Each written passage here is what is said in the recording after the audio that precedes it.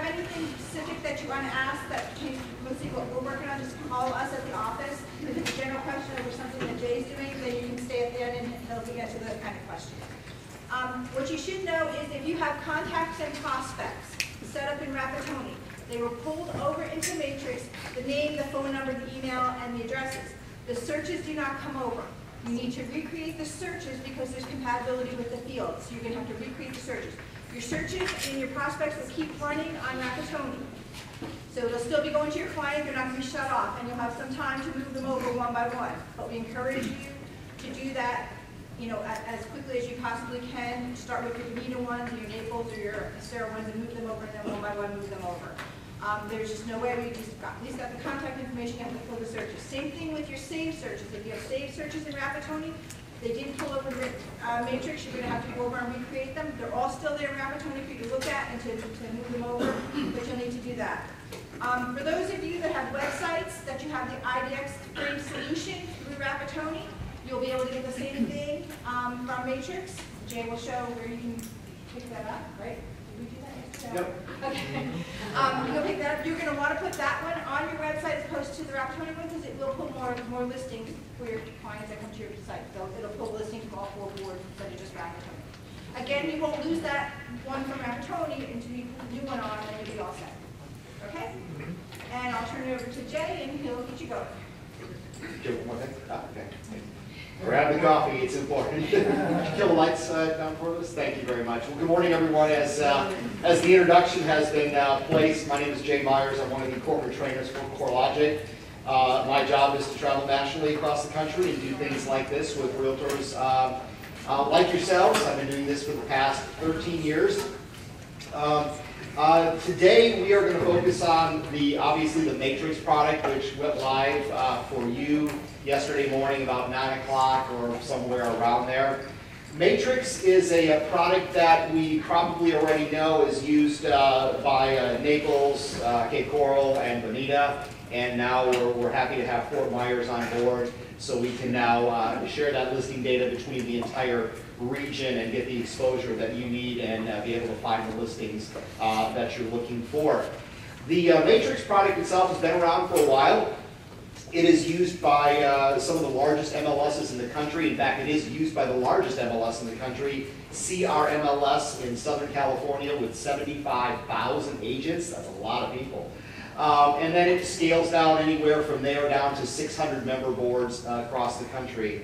There's about 280,000 agents that use the Matrix platform out of the 1.2 million realtors in the United States. Now, CoreLogic, the company that makes it, we have other MLS platforms out there.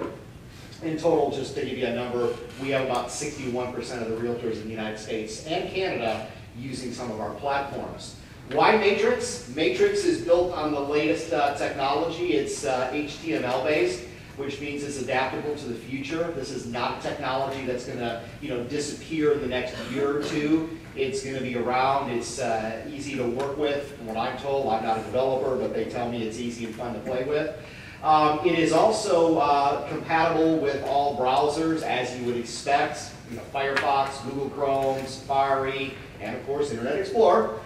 The product also works perfectly on a tablet. If you have an iPad or you have some kind of other tablet that you use, maybe you're not an Apple fan, it works on a tablet just like it works on your desktop and your laptop. So what you see here today on this laptop is the same experience you would see on your tablet. The only difference would be is you have less real estate to work with on a tablet, and you have to do the gesturing with the pinching and the swiping and things like that. So that's the only difference, is the user experience is exactly the same. And that's a good thing because the learning curve is, minimal at that point. Now, if you're a person that likes to have MLS access on your smartphone, maybe you haven't got a tablet yet, there is a Matrix mobile version, which looks like this. It is a scaled-down version of Matrix. You still have access to, of course, be able to search, be able to get to your listing carts, your hot sheets, everything that you need to do on a basic level is here. There is not an app for that. That is just going to the site on your phone. You have to have an internet connection, or you have to have a hotspot or wireless connection to do that. Again, it is not an app, but it is scaled down, and it's scaled down because there is, of course, less real estate to work with on a phone. Now, if you truly want to have the full user experience of Matrix on the 4-inch screen, you can click to the full site, and that will give you full access to Matrix on your smartphone. It's going to be a little challenging because of the space. You got to do a little swiping and gesturing to kind of put things in there, but for the folks that need that, it is there. And the benefit of that is that when we start using Matrix for listing input, and if you look at the sheet that we gave out, it said listing input and modifications are still done through Rapatoni for a determined period amount of time yet. But when that goes away and listing input becomes, the only game in town in Matrix, if you had to change a status, you could launch it on the phone, go to the full version, and then have access to change the status or price directly from your phone if you wanted to. Now, we'll tell you this: we had one of our trainers that just for fun actually put a whole listing in on his iPhone. I'm like, you're crazy, dude. But he just wanted to see if it would work, and it did. Now, it was quite challenging, but it works. Probably a little quicker to change statuses, but you can do that. But the long and short of it is that, on tablets, which are becoming more prevalent these days, everywhere I go across the country, I see the tablets. Matrix is perfectly fine. There's nothing you need to do. Matrix doesn't require Flash. It doesn't require ActiveX controls. If you can go to a browser and type in the address of where it lives, you can get to the product by simply logging in. There's no tricks to make this work. Now, one thing that I think you're going to be happy about is with Matrix, you get to ditch that cool little key fob token that you use in Rapatoni. We don't use those in Matrix. I know you've grown accustomed to that over the time period, and it's probably kind of like a friend of yours, but we don't use that. Now, I don't know what we're going to do with those tokens after we go live, but you just have to listen to your communications here to find out, if you have to give them back, or you can, put them in a glass case or whatever you want to do. I don't care. But so Matrix does not use tokens. Again, log in and you're there. Simple as that. So the product itself, when you log in, is going to look like what you're seeing on the screens right now. You have to start somewhere, and in Matrix, this is where you start. This is what's commonly called the home page, the dashboard, the landing page, whatever you want to call it. It is made up of these little widgets that you see. These are little boxes, and you can drag and drop these around so you can move them around.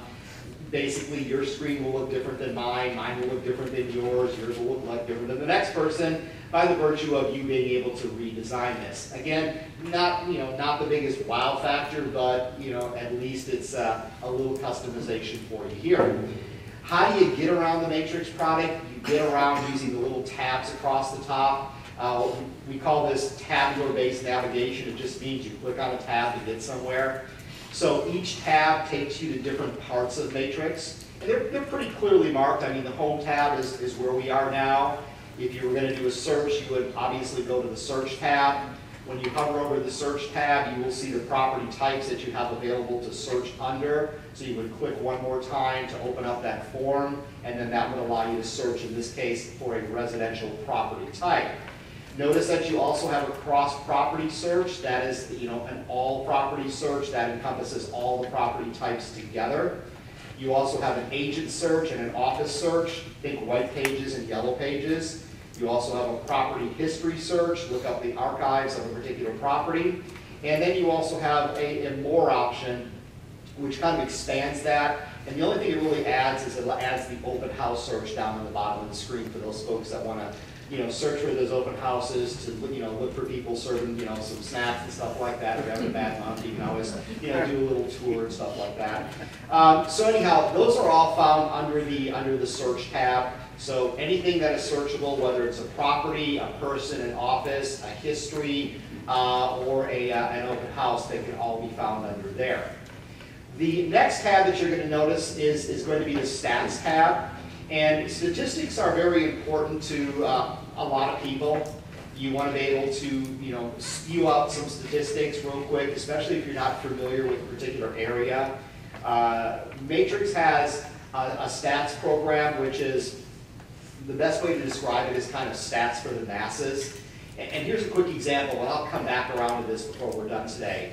Residential, I'm going to go and pull up my residential statistical search, and I know nothing about, let's say, Bonita Bay as an example, because now, of course, remember, you have access to, Bonita and Naples and Cape Coral. So I'm going to use Bonita Bay, and maybe I just want to run a quick statistic about looking at the original price of a property versus the sold price. So I click once, click generate, and that fast will generate stats for me based on Bonita Bay, which is BN04. And those stats are based off of 430 listings, and it takes me back a year in time. So the original price median is the green, the sale price median is in the blue. That fast I can generate stats. You have to know how to search before you can do that, so we're going to obviously walk you through the search today so you get proficient at that, and then you can come back and start generating those stats. And just to kind of end on stats quickly here, some people, would rather just see the numbers. There's a tab on the top that says data. When you click there, it turns those charts into actual numbers for you. And these are real-time statistics. We are in October now. We're on the 22nd day of October. That's where we stand at this moment in time with the original price median and the sale price median as it is through the 22nd day of October of 2013. So stats for the masses, you can do a search, you can run stats very quickly. We'll talk about how you can customize these, have some fun with them, impress your middle schooler with what you can do on your MLS system with stats and all this other cool stuff. Under the My Matrix category, this is where you're going to find anything you can't find a tab for. My Matrix, think of things that are relative to me as the user. We talked about how your contacts and prospects moved over from Rapatoni. This is where you're going to find them. Go under My Matrix, go under My Contacts, and that's where you're going to see your contacts that were brought over. Probably want to double check to make sure everything is there. From this point going forward, you can add contacts manually in Matrix. First name, last name, email address are the only required fields to add a contact in. If you want to add additional fields in, open that up, and you can add in different addresses and add notes if you want to. But again, the only required fields are the first name, last name, and email address. You can import your contacts from other programs. If you've got a contact management system that you use, maybe ACT or something like that, you can import them. And of course, if you can bring them in, you can also export them out very easily. But again, contacts from Rapatoni were brought over. This would be just going forward for anything new that you wanted to add manually or you wanted to import from another source.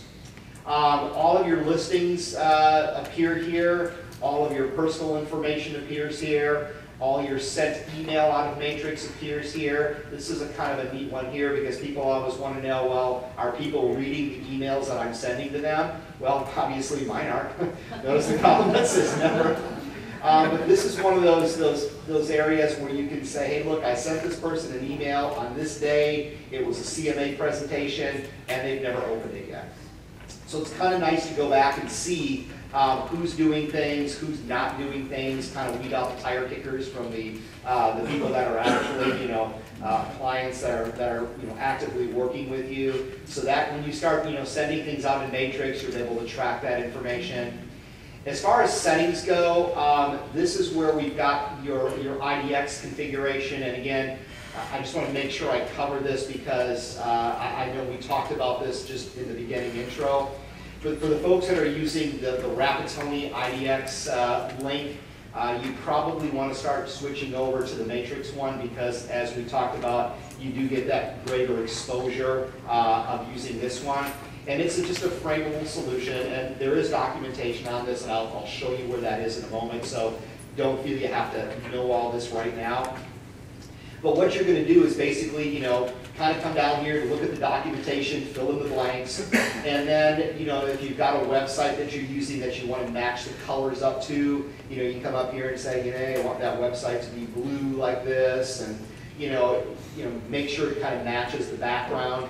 And then what it's going to look like is it's going to look something like this. This is the searchable device that you will be using within your website. So when a consumer goes to your website, this is what he or she is going to fill out to be able to see the information, and they will be able to search and pull up the results And then, of course, they'll be able to, scroll through the pictures like this and do some other things that are available within the product itself. What you're basically doing here is once you set this up, you may notice that there's a link in here. That is the link that you would give to your web developer, or if you do it yourself. That's what you replace the link that Rapatoni is using, and you would replace it with ours, and then that gives you that multi-area search functionality that now comes with being a part of the other boards themselves. So there is documentation on this, but just so you know where it is under My Matrix, under Settings, it's under IDX Configuration. In Matrix, you can set up custom displays, custom exports. When I talk about these, I'll refer back to this, and we don't have the bandwidth to go through that today, but really, when you're pulling up a search and you're getting your results, you can design the columns that you want to have information displayed in. If you export data out of Matrix, you can choose the columns that you want to export. And for the folks that work in a team environment where you possibly have an assistant that works for you, or maybe you're an assistant today, and you want to make sure that you'll be able to do work for that individual that has hired you to do that. Matrix has a team setting which allows, and I'll use the example of an agent that has an assistant. The agent comes in here, they go and they add that assistant as a team member. That assistant can be used to impersonate or work on their behalf depending on how you want them to be utilized. And once you add them as a team member, that assistant will then log in as themselves with their own unique user login and password. They will then click on their name in the upper right-hand corner. They will then be able to see that agent that they have been given permission to work for, and by clicking on their name, they will then log in as that agent and be able to work on their behalf or impersonate them in a team or an assistant type of environment. And then when they're done impersonating that person, they will go back to themselves again. So, and there is, again, documentation on that. I just want to rest assured that I'm showing you this now, and then I'll circle back around and show you what the documentation is, so you don't feel like, you're going like, okay, you showed me where it is, but you didn't tell me how to do it. So just know that we didn't lose any of that functionality in the Matrix product. Saved searches, once you create them in Matrix, they're going to be found under Matrix and saved searches. Again, the saved searches did not come over from Rapatoni because of data inconsistency. So where are you going to find all your saved searches once you create them? Under My Matrix and Saved Searches. CMAs obviously do not come over, so when you start creating CMAs in Matrix, this is where you're going to find them. And any auto emails that you set up in Matrix will be found here under auto emails, and you'll be able to see all of your auto emails that you've got set up for your contacts or your clients. Notice the little colors right here. The ones with a green check mark means that that is active and it's waiting for the next email to be sent out.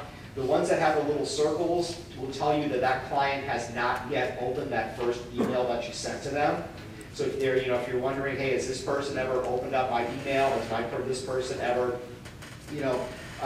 gotten the email? And it's been a couple of days, and you go, well, gee, they've never opened that email. You may want to, follow up with a call or something and saying, did you get that email? You need to really click on that link so we can start having a relationship here, if you will. The ones that are in red, those are either disabled by the agent, means you turned off the auto notification, or maybe the client has decided to opt out of getting any emails from you. So, red means, hey, something's wrong. The circle means it's not quite there yet. And the green check mark means it's definitely rolling and doing what it needs to do. So again, notice that when you hover over these things, it tells you exactly what's going on. So if you don't know what these little dots mean, just put your cursor over it, and in Matrix it will tell you exactly what's going on a majority of the time. We also offer links into here. Not a lot to talk about here. These are kind of the favorites, if you will, that have been designed for you. You've got different website links you can go off to. Florida Realtors, the Florida Real Estate Commission, Lee County Property Assessor, Lee County School Zones. Again, just links that have been put in here for you as a convenience to be able to get to some of these other sites. Realist Tax is still Realist Tax. We haven't done anything with Realist Tax at all. If you need to get to it in Matrix, there's the button to get to it. If you are looking at tax records from a listing, I'll show you where the button is to do that. But this is where you would go in through the front door if you didn't necessarily have a property that you were looking at, but you wanted to go find your neighbor and take a look at them, you know, you can look at their name, or you can look at an address or a property ID number. That's where you find that. Again, no changes to Realist. If you've used that in Rapatoni, it's the same. The only thing that we've done in Realist, and you'll see this today, is we've done more integration with Realist into Matrix to try to give you more of a one-stop shop when you're looking in Matrix. We added some of the layers in Realist, like the MLS areas, the flood zones, the parcel characteristics. Those are now incorporated directly into Matrix to give you faster access to that information without having to go to Realist and come back and forth. A finance tab, here's my 10 seconds on that. There's a buyer's closing cost, a seller's estimated net proceeds worksheet. There's also some financial calculators there. You can click on these and look at those when you have the opportunity to do that. It really is not relevant to anything we're doing today. Again, listing input, I see it, you don't see it. That will be released at a time in the future. I'm sure there'll be plenty of communication on that. Listing input is not that difficult. It's still data entry. You can upload multiple photos in Matrix at one time. You can upload, I think it's 25 was the number I heard yesterday. You can upload photos prior to making the listing active, so you can truly put the cart before the horse if you want to. And there is a video on listing input, which in case you would like to take a look at it ahead of time and try to get yourself familiar with how the workflow is in Matrix, you know, might not be a bad idea. And then we'll, of course, you know, probably have some webinars, or there'll be, you know, localized training for the people that need to learn more about listing input in greater detail. The admin tab, you never see, that's my tab, don't worry about that. And the help tab is where I want to end up this tabular-based navigation tirade here, is I want to end up with telling you that when you leave here today and you look like a deer in headlights because we covered a lot of information, just know that you can always go to the help tab. Those of you that want to get the user manual, it's right there. We don't print a user manual out. That would be very you know, unfriendly to the environment. We did that, you know, 10, 12 years ago. We used to give everybody a user manual when they came into the room, and half of them ended up on the table, a third ended up in the garbage can, and there was 10 that walked out the door. So user manual is here. You can download it. It's a PDF file. You can put it on your desktop. You can reference it as you need to without killing any trees. And if you want to print it, feel free to do that. You know, maybe for your office, print one copy, put it up on a shelf in case somebody wants to flip through it. But now electronically, it's so much easier to jump to one page than it is to page through things, if you will. Matrix also uses videos to help you learn that way. Notice we have a video on the, or a guide on the team function. I guess I'm back on the guide tip, not the video. So we have a team function, talked about that in case you want to know how to set up that team function for the assistants. Download that guide. We have guides on searching, on the Home tab, on My Matrix, on the Client Portal, which we'll talk about today. We also offer a Quick Start guide for you here, and also a Portal Quick Start guide. So the portal, by the way, is this is Matrix version of the Client Portal. We'll talk about this today, but there are guides on how to set this up and how to use this effectively moving forward, and that's what we refer to when we talk about the portal. We also give you a bunch of videos, an overview video tutorial, a search tutorial, a listing cart tutorial. Here's that input tutorial if you want to go back and kind of do a little previewing of what listing input looks like. You may want to watch that so you get a better understanding of how it works. Again, not difficult, but you know, you may want to sit down and watch the 8-minute video and see how it works. A video on the client portal, a video on how to do a CMA, and a video on how to do stats. So these are all different learning structures. There's guides and there's videos for you to look at. And the rest of this you can look at as you need to.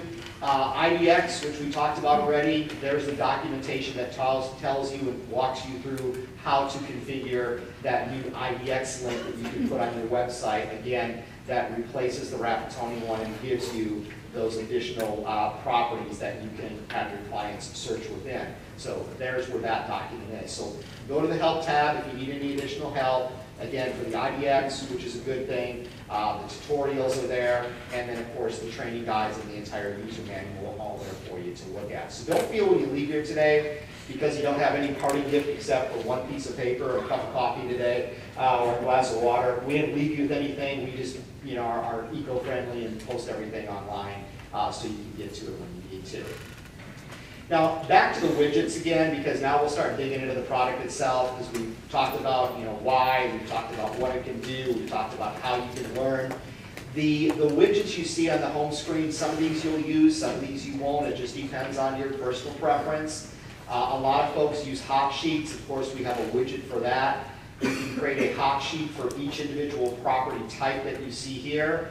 You can customize it by choosing the customized option. And then you really just come in here and say, what do I want to see on my hot sheet? Do I want to track new listings, sold, back on markets, price decreases, whatever you want to do. What building design you want, maybe single family. Where do you want your hot sheet to be available? Maybe you're looking at a couple of areas. Hey, that's fine. You can, create your own search for your hot sheet into pretty much the level of detail you want to go through. So you're basically doing a search, then you're saving it at the bottom of the screen, and that is then transferring over to a hot sheet. So to run a hot sheet, you click on the property type, and there's your hot sheet. So this is a property that went pending to sold. This property went from pending to sold. These two properties are new.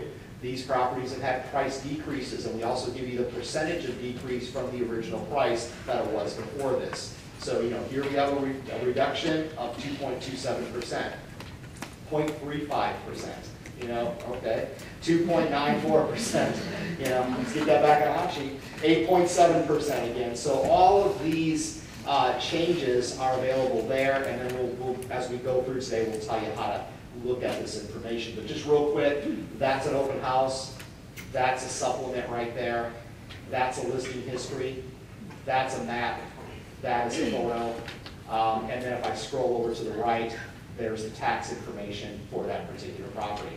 So, if you kind of look at the screen and read it and just don't scan it, everything is really there. It's just, we kind of move your cheese a little bit, and you kind of get the mind mapping back into place to try to map out where all this stuff is. But it's all there. You just, have to look at it in a new visual, if you will. So we've got our hot sheets for you that are available here. And again, you can customize those on a per property type basis. If you don't customize them, they're pretty much a wide open hot sheet, which I don't know if I want a wide open hot sheet to see everything everywhere about everything. Usually a hot sheet is, used to narrow it down a little bit more. The market watch, though, might be something that you want to kind of keep a little bit more open. The market watch is more visual. It has the actual number of listings that fall into that status to the right of the status. It also gives you this graphical view to the right. And it lets you change quickly between property types by just using the little list right here. So I can switch between residential rental and residential income just like that. I can also change the time period that I want to see the activity in, the past 24 hours, just things that happened since midnight. Maybe I took a couple days off, what's been happening over the past 3 days.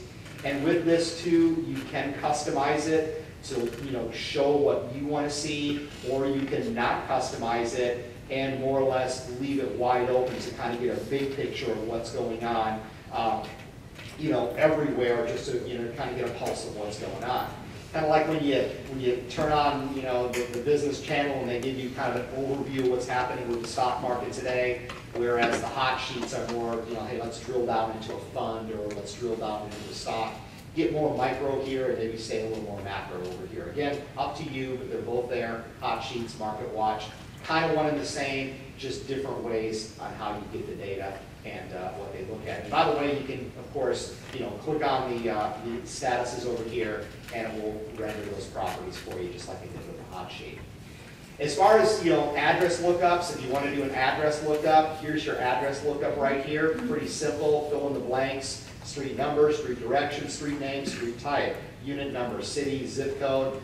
Fill in the information, run search, and that's how you can pull up an address if you need to do that. That's pretty self-explanatory.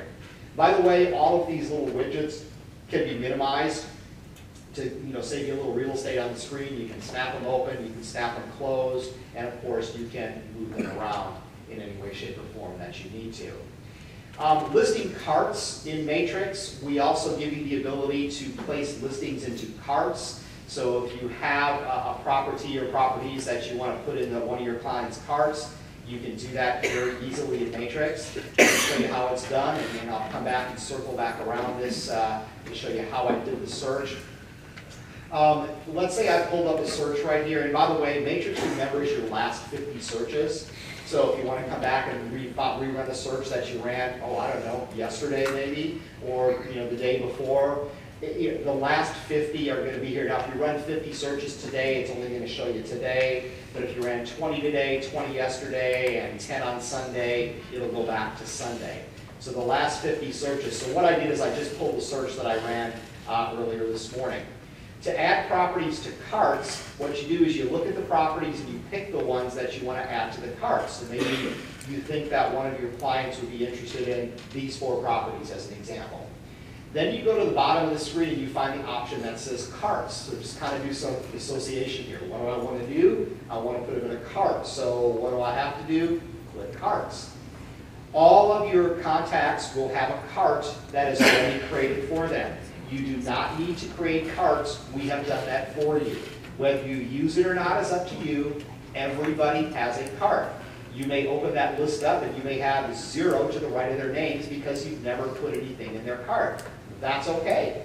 If I want to put these 4 properties in Barry's cart, I click on his name, read the screen that says add to, confirms that there are 3 properties that were just added to Barry's cart. And by the way, one of them I already had in there, so it's smart enough to know I'm not going to duplicate it. Well, you know what? Maybe I want to add those 3 properties into Tom's cart. Click there, add those to his cart. So notice that I added 3 and one was already there. Obviously, I've done this before. So you can see that you can add properties to multiple carts very quickly. If you're not associating it to an individual, maybe you just want to put it in a cart with no name, which is the residential cart, you can do that. Hey, look, I'm going to put these 3 properties into kind of the generic cart. Click there, add there, and those properties now are added into my generic residential cart. So that's how you put them in there. Now, again, back on our home screen. Now that they're in there, if you want to go and look at them, because maybe at the time that you put them in there, you didn't have time to do a real deep dive into taking a look at them, you were in a hurry, you didn't want to write down the MLS number, you didn't want to write down the address on that post-it note, which is going to get lost anyway.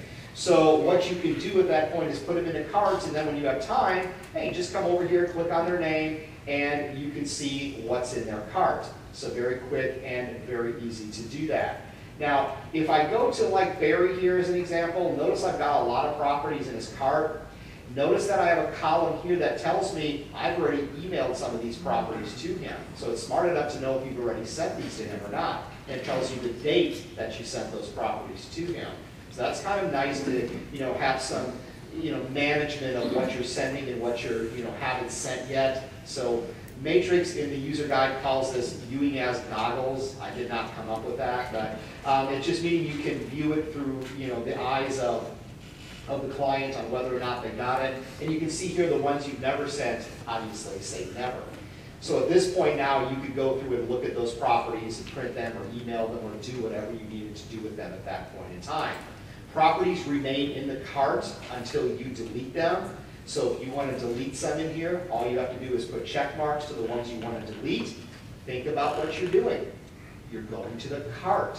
And if you're going to remove them, it will remove them just like that. And it tells you it's removed them. So it's kind of a reverse action, more or less. So carts are a good way to kind of put things aside when you don't have time to look at them at this point in the juncture. We also have an option for My Listings. Now, I do not have 18,394 listings, trust me. Since I'm not an active realtor, I don't have this, and I'm associated to a test account. So what you're going to see there is you're going to see something that looks like this. And I grabbed a screenshot of another site today.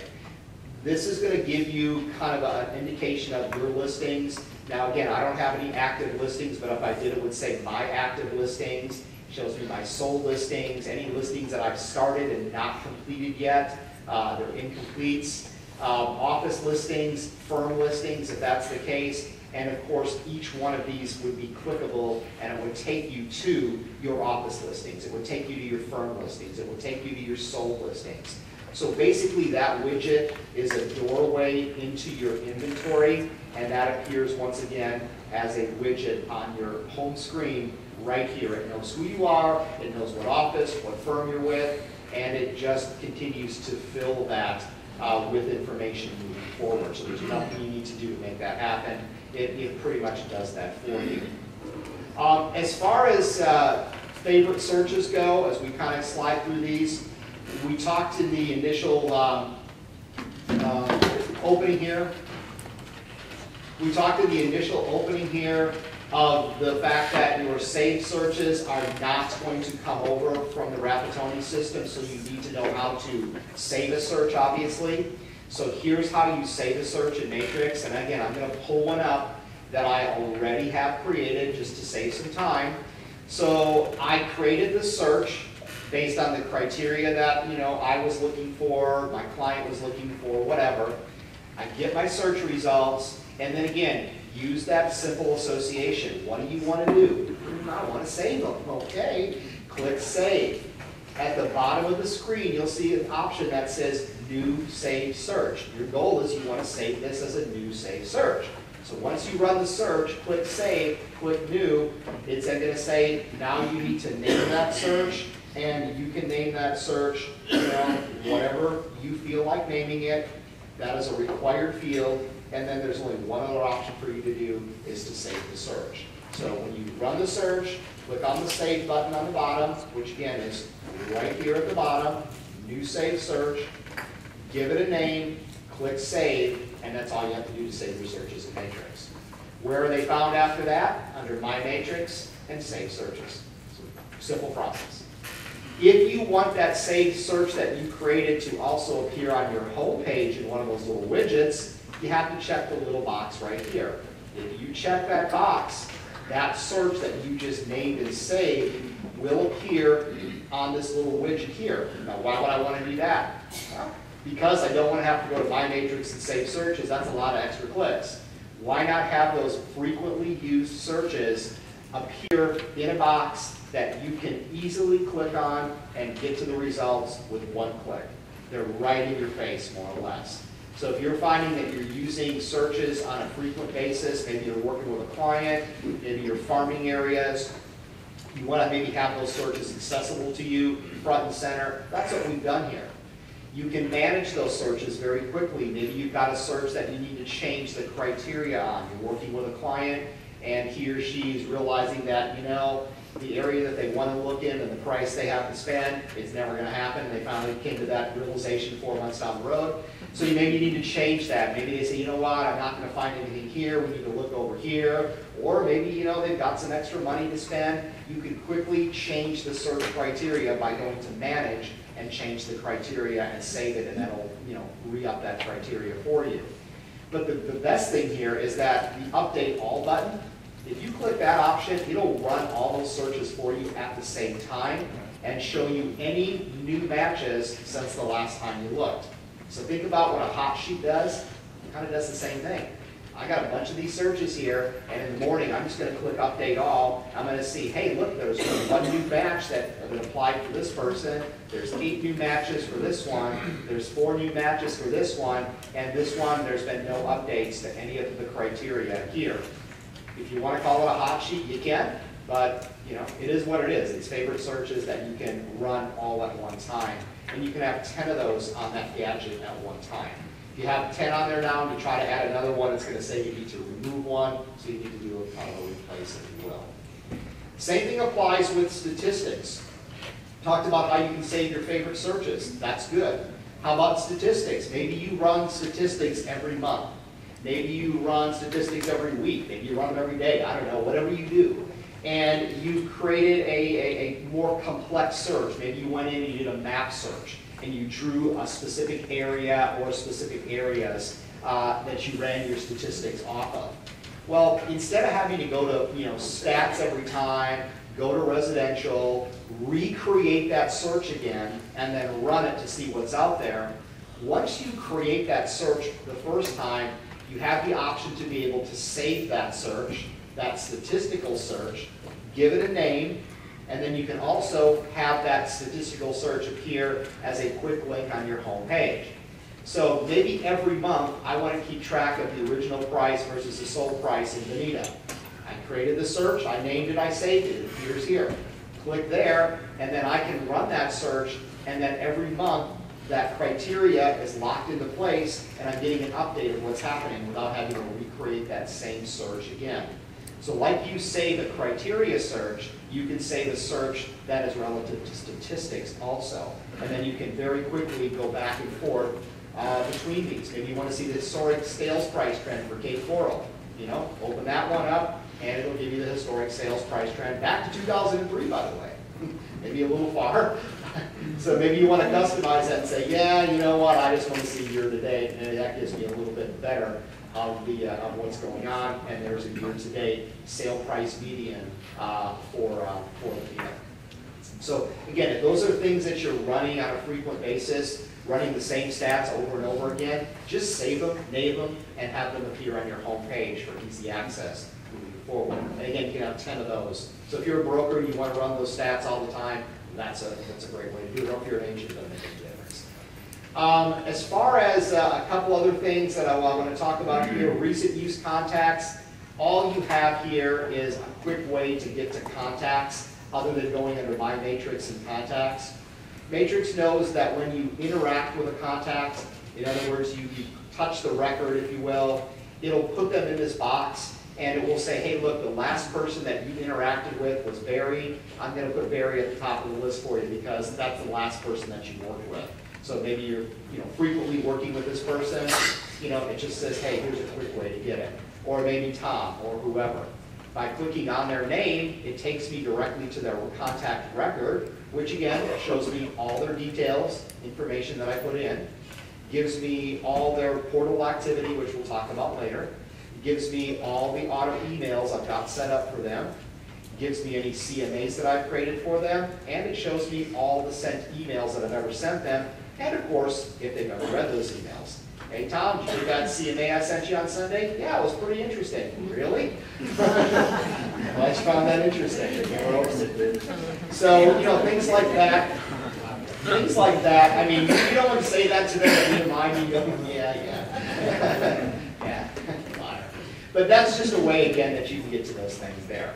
So, what we have is, again, a couple of widgets that I think you might find that are valuable to you. And you may not use all of them, but you may use some of them to help you get things done faster, better, and quicker, if you will. The other widget that I want to talk about is this one here. It's called the Concierge Mode. And that has to deal with setting up an auto search. And it's kind of a good time to rehash that too, because we talked about how to save a search. But we didn't talk about how to save an auto search, because there's those auto searches, those auto prospecting things that you want to set up in Matrix. So moving forward, you can have the system go out and search for you and send listing content to your clients. So once again, I'm going to go back to one of my saved searches again, just because it's very easy to do that. And if I want to take this search and set it up as an auto search, we already know that means we probably have to save something. So we go back down to save, and we know that from save, we can save that just as a new search. But if you move to the right again, just read the screen, it's there. New auto email, that's what I want to do with this search. So, new auto email. What do you do at that point? Well, when you're setting up an auto email for a client, you really need two pieces to the puzzle. You need a who and a what. So the what is the search that you just created, what they're looking for. And you need the who of who that's going to. So you need to marry those two. So if you already created the search, now you need to find the spouse, and the spouse just happens to be the contact that you're attaching that search to. I'll attach it to this individual here. So now I took the who and the what and married them together. That's the first part of setting up the auto process. Next, I'm going to type in a subject line, which is a mandatory field. Now you can, customize this. You can say, hello, Bucky, or whatever you want to do. You have to fill in something. And the message down here, you can leave blank because we will go ahead and create a message for you initially. So we'll give you that first handshake type of an email message that is the message that tells this person what's going to be happening moving forward. Now, if you don't want to use that, you can type in your own message and you overwrite ours.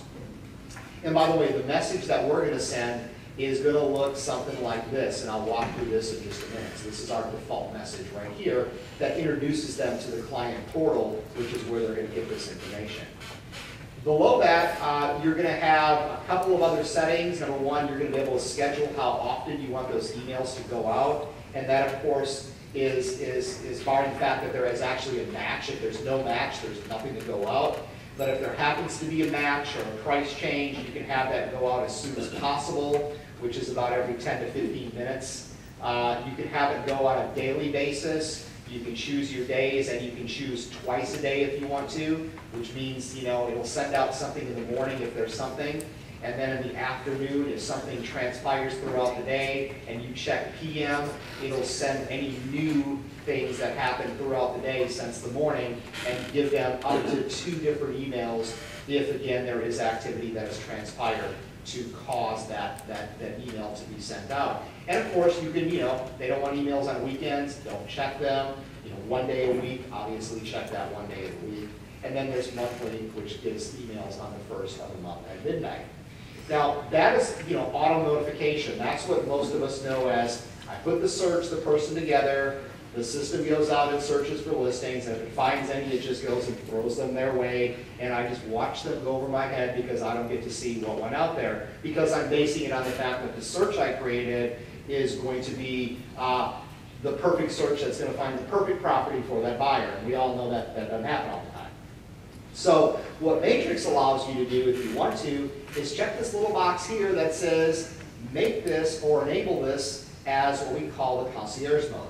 And what this will do for you is it will still run the auto search for you, but instead of automatically just throwing those listings out over your head that you never see, it'll throw them and it will stop them right above you and say, you need to approve those listings before I toss them to the client.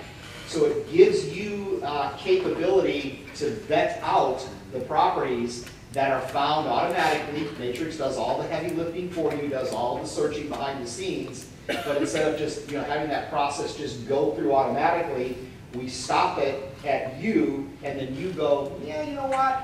Let me take a look at those to make sure they are truly the properties that my client is looking for. You know, because occasionally, you know, you do a search, and even if you got the best criteria, a dog gets through, right? You know, we all know that. So, you know, we don't want to make anybody mad. So it gives you the ability to go and vet out those properties and approve them prior to having the system release them for you.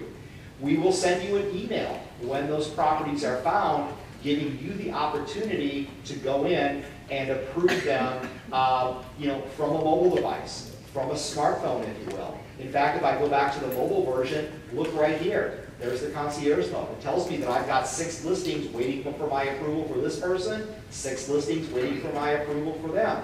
If I'm having lunch and I get an email that said, hey, there's 6 properties that are waiting your approval, you know, I can put down my salad, open up my phone, go on to Matrix, look at those properties, bless them, send them on, put my phone down and go back to eat my salad again if I wanted to. So you can do it remotely, you know, from a device, or you can do it from your desktop or laptop or whatever. What happens is that those properties appear on your home page as a link up here that says you have 2 auto emails, that there are 12 listings waiting for your approval.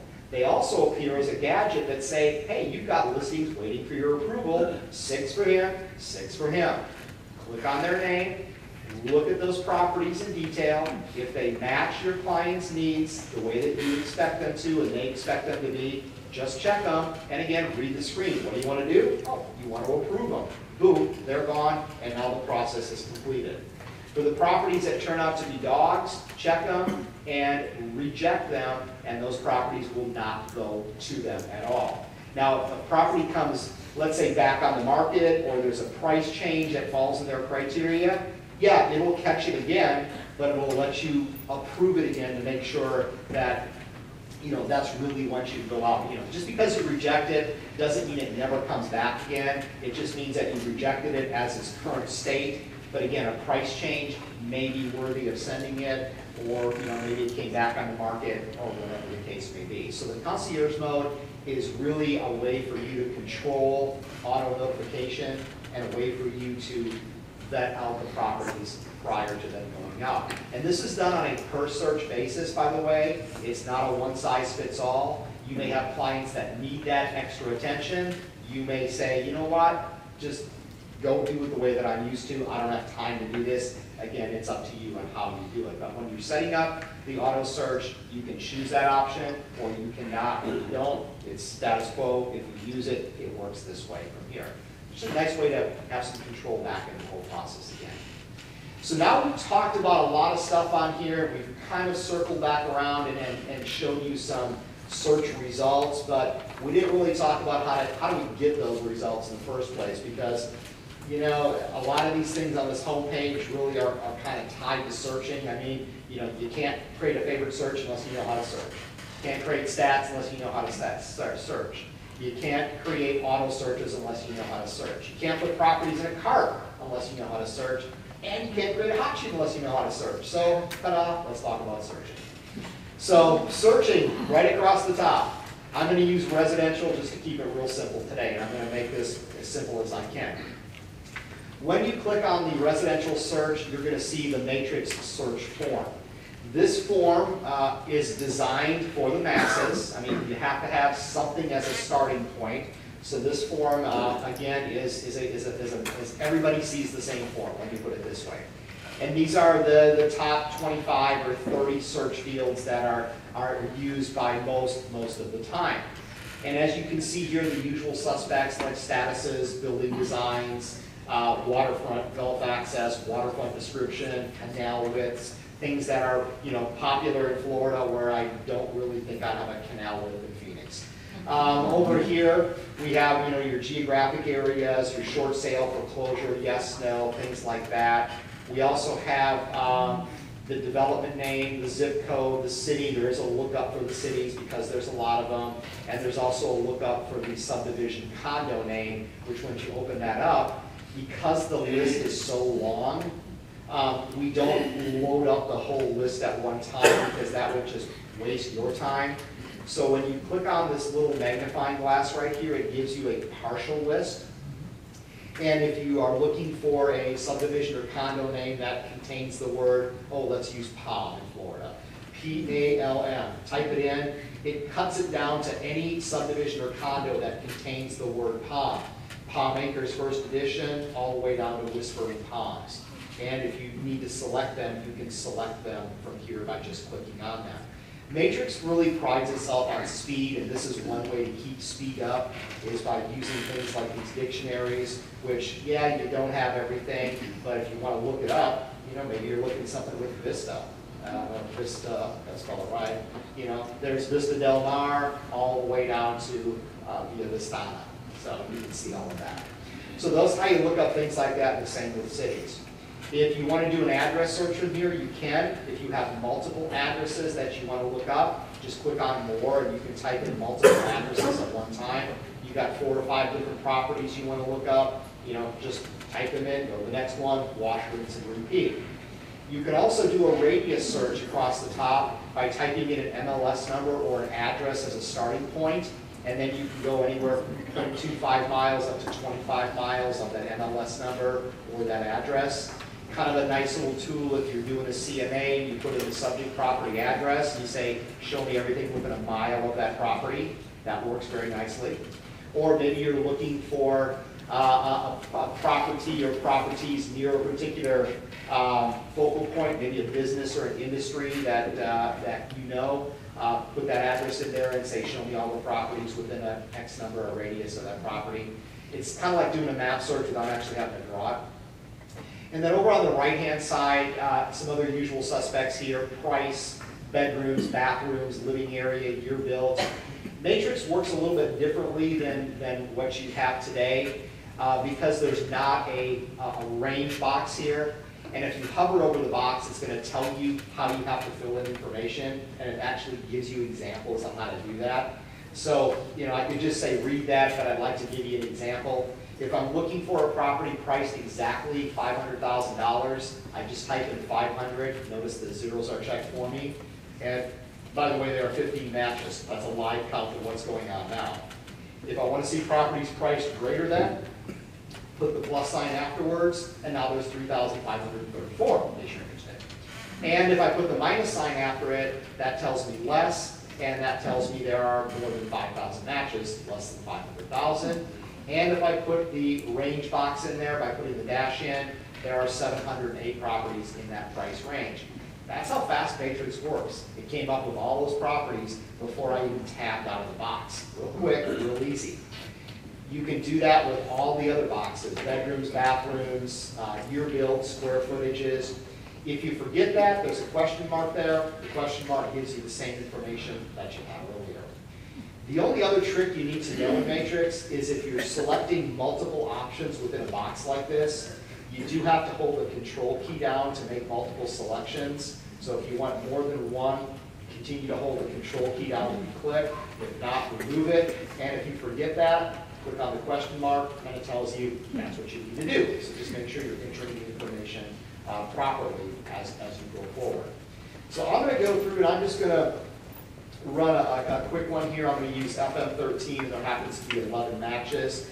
And by the way, if you look at this form and you go, you know, there's a lot of stuff there, but there's a couple of things that I don't see that I normally use to search with. You know, don't freak out, because what we've done is the area above the gray bar is already kind of a prefix for you. We've already set it up. But anything below the gray bar, you can add any fields to this search that you want to. Once you add them there, they stay there from that point going forward. So if I need to look for a specific field, I click Add Remove. And when I click Add Remove, it's going to give me a little box here in just a second. That's going to show me all of the additional fields. So it'll say approval. Maybe that's something that I find myself searching for a lot. Add that to your field, go back, and now at the bottom of your screen, now you have approval at the bottom. That stays there until you remove it. So the next time you come back, it's going to be there. If you need it, you need it. If you don't, you don't. What I would recommend you do is you go through here, you pull up the residential search, at least at minimum. Look at what's already there for you above the gray line. If you're happy with that and that works for you, don't do anything. But if you find yourself having to find, certain fields that you're using on a frequent basis, just go down here and just add them as needed, and then they're there forever until you remove them, and you don't have to keep doing that every time. If you find yourself searching for amenities a lot, or application fees, or pet approvals, if you do that 90% of the time, why not add this down here and just have it down here? Then you don't have to worry about it again. Makes it easy. So again, do that for the property types that you search within, and kind of create your own little search form based on what we created for you and what you can add to the bottom of the page. Now there's 11 matches here. I can do one of two things. I can view those properties on a map, or I can see my results. Well, let's take a look at the map. There's the map, and there are my 11 properties that appear on the map. You can see the little green markers are referencing the properties on the map. Matrix will display up to 500 properties on the map at one time. After that, you get a lot of green dots, and it's hard to see. So what we can do here is we can come over here, and we can hover over any of those little green dots, and you can see there's the price, the bedrooms, the bathrooms. So kind of like walking the block here, if you will. Kind of walk over these. If you click on one of these, it gives you a little bit more information about that property. So you kind of peel it away a layer. Click on this one, peel away a layer. Click on this one, peel away a layer. So just, walking the block, if you go, hey, you know what? I need to see even more information about that property. Just click on the MLS number, and that'll take you right to the Realtor Report. So you look at it a little bit, you look at it a little bit more, and if it continues to interest you, you click on the number, and it takes you to the full report. So that's how you kind of walk the map here, and you see all that information. Now this is standard mapping. You can pull the bird's eye views in if you want to. This is, there's no tricks to this where you can switch between, the bird's eye views. If you have a mouse wheel, of course, you can zoom in very close, and with the bird's eye, you can see who's swimming in the pool, stuff like that, all that good stuff. But that's the standard mapping functionality, and I don't know if anybody figured this one out, but on the maps, you can turn the angles around. This is looking in from the north. This is what it looks like from the east. This is what it looks like from the south view. This is what it looks like from the west. You can see what all the neighbors see. You can look from the front, if you will. So you've got that capability there. That's just mapping. That's really no mystery. Notice carefully, too, that you happen to probably notice, and I'm going to move out just a little bit here, because I'm going to use a certain one that I know is a good looker here. But if you look at here and you look at some of these properties, you'll notice that there is the parcel lines that are laid over here. So you can see kind of the footprints, if you will, of all the different properties. And that is because of the Realist integration that we have. Realist integrates a whole bunch of really cool layers. Layers like, oh, I don't know, MLS areas. I can layer on the MLS areas. As I back out a little bit, you will see the MLS areas eventually start painting on the map here as soon as I get out far enough and it refreshes. So you can see FM18, FM13. It's kind of cool. It's like having a little map online. It's pretty neat, huh? You can also go ahead, maybe you're a zip code person. You know, want to lay the zip codes on? There's the zip codes. So that's some other good stuff there. So you can do that. You can layer on the flood zones. We don't need those in Florida, right? No, not at all. So the flood zones also come on. We've got those for you also. I lived here one time. I lived in West Palm Beach and Tampa, so I'm pretty familiar with all that good stuff that you guys have to deal with here. Also, you have some layers that let you put on parcel characteristics. And this is kind of cool. I'm going to zoom into this guy a little bit more. And I'm going to go to my parcel characteristics. And maybe I want to see the addresses of all these parcels. Look at the addresses pop on. Maybe I want to throw on the owner names. There's the owner names. Maybe I want to show the building areas. There they are. How about the bedrooms and bathrooms? How about the parcel numbers? How about the lot areas? How about click to identify? Who lives across the street from this property? Click. Oh, who lives there? Boom. I want to measure their lot, so I want to see how big their lot is. Pretty cool, huh? What about this property over here? Let me click on this one. Who lives there? Oh, let me measure their lot too. So because we have all this integration with Realist, we can do this. And what the eventual crystal ball is going to tell me is that in the future, not too distant future, that there won't be a Realist and a Matrix. There'll be a Mate List or a Realtrix. It'll be a combination of both of these where we integrate the property records of the MLS data together for one-stop shop. The buzzword is property centricity.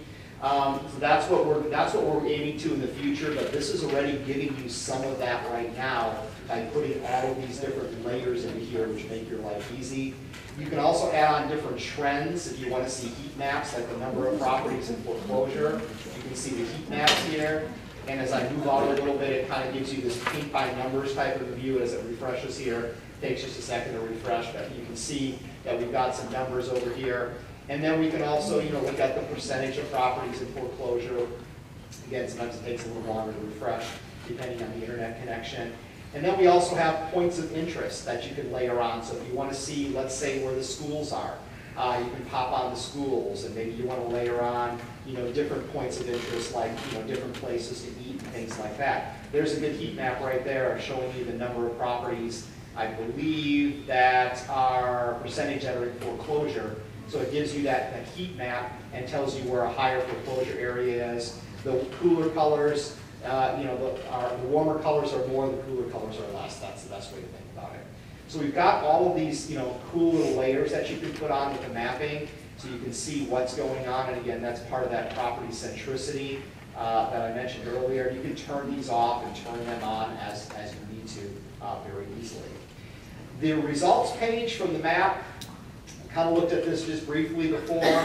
Most people look at the single line display as it gives them, kind of a real broad picture of what's going on. And we talked about some of these things already, where we have the photographs here. We click on the photographs, we can see the pictures.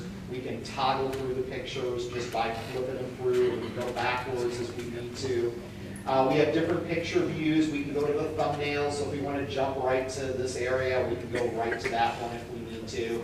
If we want to open all the pictures at one time, we can do that with all the descriptions underneath. And if we just want to go and do thumbnails, we can do thumbnails, and we can do a slideshow to go show you every couple of seconds how the pictures transition through. Now, one of my pet peeves whenever I teach a class in listing maintenance or ad edit is, you know what, in Matrix, you have 255 characters of captioning you can put below each photo. If you're not doing that, you're not doing your seller any justice. Because, you know, think about it. This is a great example. This agent took the time to talk about the 12-foot ceilings, the custom crown moldings, talked about the 12-foot ceilings, the orphan. Does it get any better? Look at that. What a marketing genius. You know, formal living room, extra leaf table can fit in there. You know, these are all buzzwords that buyers are going, hey, you know, I always need, you know, thinking about, wow, what's that going to do for me? So, you know, as you go through this and you look at this, I mean, take the time to, you know, put captions underneath them. Hey, Sherry custom cabinet with a built-in wine cooler on the island. Do you see that? I don't. But that may be something that, you know, a seller goes, gee, I always wanted that built-in wine cellar in the island. You know, so, but again, that's just one of my pet peeves. So when you start using Matrix for listing input, I'm not sure if Tony does this, so if I'm outspoken on this, I don't know, but in Matrix, 255 characters, up captioning below each photo with spell check, so you should never have an excuse for misspelling underneath any of the pictures.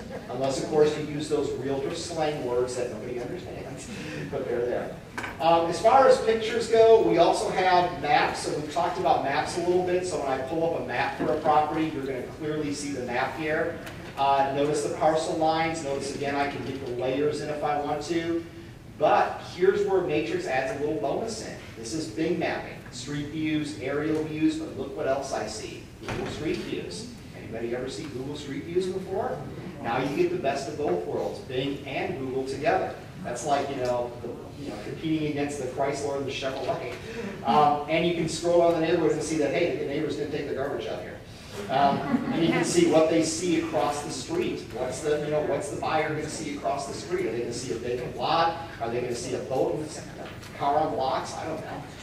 And we don't control when these maps get updated, but this is the same thing that the general public goes to when they go to the internet, when they go to the Trulias and the Zillows and they're looking at this stuff. You know, you get the same level playing field now as what they get here. As far as listing history goes, if I click on the little clock, it gives me a listing history. This was new as of 3/2, and it's had a couple of price decreases. It's now down to $575 4 months later.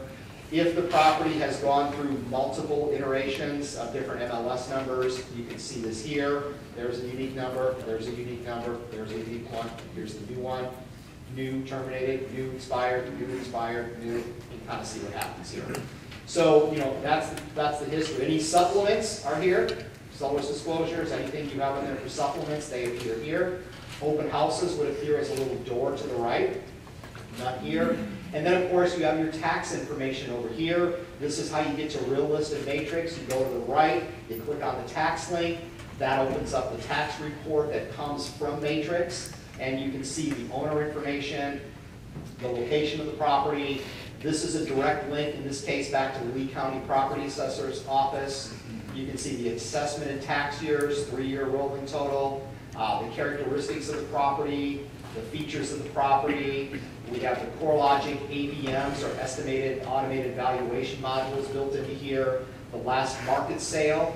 We show you the mortgage history and also the foreclosure history for this particular property. So sometimes just by looking at the mortgage history, you can see if somebody is really kind of in a bind. Foreclosure history, that's the current status of it right now. And then again, from here, you can launch full-blown version of Real List using this property as your focal point. You can get comps using this property in Real List.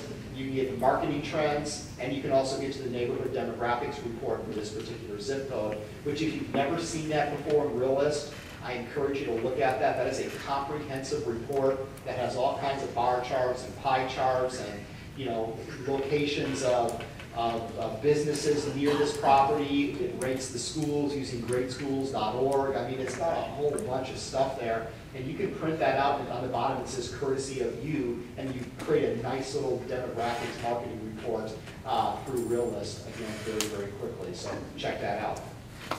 On the one-line display, a couple of quick things to talk about here. Number one, bedrooms, bathrooms, living area. As you would probably expect, you can sort these. Click on the column header, it sorts in ascending order. Click on it again, it sorts in descending order. So that's not anything that's too much of a mystery for most of us. The single line display is kind of like the search form. Everybody sees the same thing. If you don't like the single line display, the way it's laid out with the columns that are there, you can, under My Matrix, under Settings, under Custom Displays, you can change this. So if you want to have grids that look like this, that maybe focus on what you want to see, maybe you're focused on waterfront description, analytics, parking, restrictions, create your own columns, which then, of course, you can drag and drop around, and you can change the widths of them if you need to have more space. So just because everybody sees the single line display, that may not fit your need. So remember, you can change it under My Matrix and Settings. You can create your own custom displays, and you can create a bunch of those. They just don't have to be one. Notice I've got 3 of them here, and I can do something as simple as this, or I can make it more complex if I need to. But today we'll just keep on the single line display. How many properties can I display on a page at one time? Up to 250. So if I run a search and I get 250, I'd scroll through 250. You don't have to go page to page to page to page. It's very easy to do that. By the way, you can email up to 250 out to, not 20 or whatever you have now. When I look at properties and I click on a property, it gives me the Realtor Report. The Realtor Report is the one that's by default. Again, I can change these to anything I want. The Realtor Report is just that. I have access to my photos. I have access to the map, the listing history, the tax. This links me to the neighborhood profile, the real list comps, the real list marketing trends. Data co-op, for those of you that have gone through a data co-op class here, it displays that property in the data co-op view with all the gadgets. A lot of links into here. This, again, links off to property information. This links to the listing broker information for this property. There's the detailed information. Again, just look at this, and I'm not going to go through this, but when you look at a couple of these, you'll kind of get the mind mapping down and figure out where things are located. There's the financial transaction information with the HOA fees, the tax bill, the tax information, the listing office, the listing agent, the confidential information, the driving directions down at the bottom of the screen. And if I can just make that stick, there we go. A lot of different types of reports down here. There's your form simplicity down here. There's some views you can look at, transaction desk, and of course the mark button if you believe there's a violation, click here to report this violation. So all of this is available for you at the bottom of the page. When you find some things that you like and you want to print them or email them, notice that things are grayed out down here. It says you must check at least one item before I'll let you do that. You can't print nothing. Can't email nothing. So if I've got a couple of properties that I want to email, I just check them, and then I light up this little bar and I click email, and then I can go ahead and send out my email for this particular property. I can type in the recipient's name, or I can go to my to field, and all of my contacts that are already in Matrix are there, and any contacts that you created are also going to be there moving forward. And then you just fill in the information. If you don't put a subject line and email body in there, we'll put something in there for you generically. If you want to put something in, feel free to do that. Simple email. As far as printing goes, when you click print, all the reports that are available to you are here. Can you print more than one report at one time? Hold the control key down. So you can send 2 reports to your printer at one time.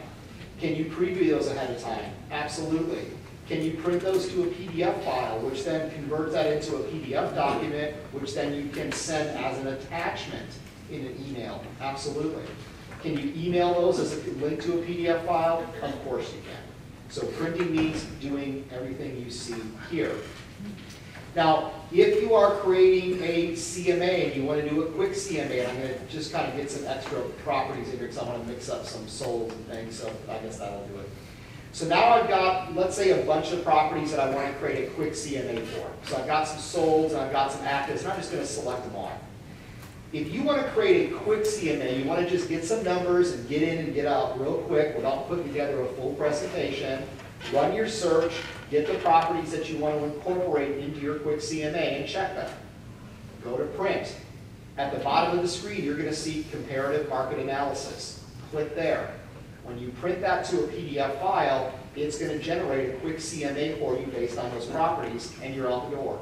Here's your active properties, your high, your low, your median. Here's your sold properties, your average, your high, your low, your median, and now you have a quick CMA put together based on the sold properties, the sale price per square foot, the original price, the list price, the sold price, the sale price to original list price ratio, the days on market, and then of course your active properties with the columns that you have over here, and that's how you can put together a very, very quick CMA if you don't want to do a full presentation. If you're an appraiser and you need that 1004 MC report, notice that one is right here also. Do your search, click on the report, print it to a PDF file. It'll take that data and it'll generate it into the 1004 MC report, showing you the trending over the past 4 months, the current to 3, 7, 12 months here, and it'll break it down for you, as you can clearly see here. So all that is available under print for you. You do a quick CMA, you got to go to print. You do a 1004 MC, you got to go to print. If you want to print reports, obviously you go to print. So that's how that works. Now, you've got a couple of things there, but what about, something like, oh, I don't know, driving directions. Maybe you don't have a Garmin yet. Maybe you don't have a phone that has driving directions on there for you. I mean, that's the best thing going now. I've ditched my Garmin that I used to carry with me when I travel. I use my iPhone now. Number one, when you're in a parking garage in the airport, you have no idea where you are, and you start to fire up that Garmin, and it keeps going, acquiring satellites for the next 5 minutes, and you're already on a freeway going to Tijuana. It doesn't help. So you want to be with your phone, at least it gets the signal in the garage, and it tells you how to get out of the garage. So in case you haven't gone that far yet, we have driving directions down here. You pick the properties, you click driving directions, and it'll generate your driving directions for you. Now look closely what it did. It put 1, 2, and 3 in the proper order. Now I didn't create, I just grabbed a couple of properties here. It works like a GPS system. It puts the waypoints in the correct order. If you don't want that order, you can change it around just by moving them around and then regenerating your report if you want to start somewhere else because you don't like the path that it took you, or maybe you know that's not right. You can add a starting point, office, stopping point, Starbucks. You can email and print those directions. You get turn-by-turn directions, and it gives you your total miles so you can track your mileage for you on your sheet. So when you do your expenses, you're good to go there. So again, nice ways to do things like that. And finally, exporting. If you're a person that wants to export data with exports, and you can go down and you can take the export field, puts it into a spreadsheet. In other words, I've exported these properties in a single line view, open it up, and there's Excel, and there's the properties in Excel, which then once I'm in Excel, I can do anything that I can do in Excel. So just a quick way to get things out very quickly, formats it all in that CSV file, and it does it very nice for you. So there again is one way to get the information out of here using printing, emailing, drawing directions, exporting, but there is other ways to search in Matrix. And this is just one way using what we call the old-fashioned fill-in-the-blank criteria search. Nothing wrong with that at all. Most of you probably are very familiar with that. But some of you maybe have gravitated now toward map searching, where you can use the map to draw where you want to look, which, yeah, I'll tell you, and I tell you, there's a lot of MLSs across the country that I go and visit. Don't take this in any way. There's a lot of them that have just totally ditched areas. They don't even use areas. It's kind of old school to them, and they just rely on mapping. So, not to say that's happening here. I'm just giving you kind of an overview of what's happening across the country in some parts. But map searching, across the top, you've got a map search icon. So you click there, and it opens up Mr. Map for you. Now, notice that there are 2,805 properties on the map. Remember I said you could have 500 on the map? Otherwise, that would be a lot of green dots on the map. So what we do is we kind of break it down into these clusters, if you will. And these clusters, if you click on them and you get below 500, like I'm still not below 500, when I get below 500, then you start seeing them pop. So you're not kind of looking at all these floaters all across the place, if you will. The other thing to keep in mind is that when you go and you do a map search, you may be, work in an area where you don't want your map to always open up. Let's say here, maybe you want it to open it up somewhere else. In Matrix, you can come down here and say, you know what, maybe I work in this area down here.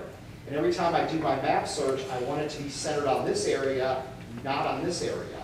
So in Matrix, once you tell the map where you want it to be, the little gear up here on the right says, you know what, I want to set this map view as my default, so every time going forward, my map will start off in this area instead of me having to try to find that area on the map.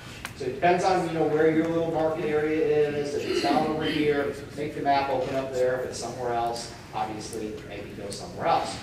So as I go through here, and I start zooming in and I start getting in kind of close here, I'm going to bring in some of these properties, and these are all active properties because my criteria by default is active. That's why I see a bunch of green markers there. To draw on the map, I've got my shapes up here. I've got my radius tool. I click there, and I start here, and I say I want to see everything within a ½ mile radius of that point. There it is. Well, didn't really get a lot there, but you know what? Let me just check to see how many solds are in there. Let me do my close status. Let me go back to my map. Okay, there we go. Hey, almost an instant CMA for you there within a 1 mile radius. If that's not, you know, the area you want to go into, and maybe you need to be a little more broad in your search, just grab a little guy and just say, you know what, maybe I need to go up 3/4 of a mile.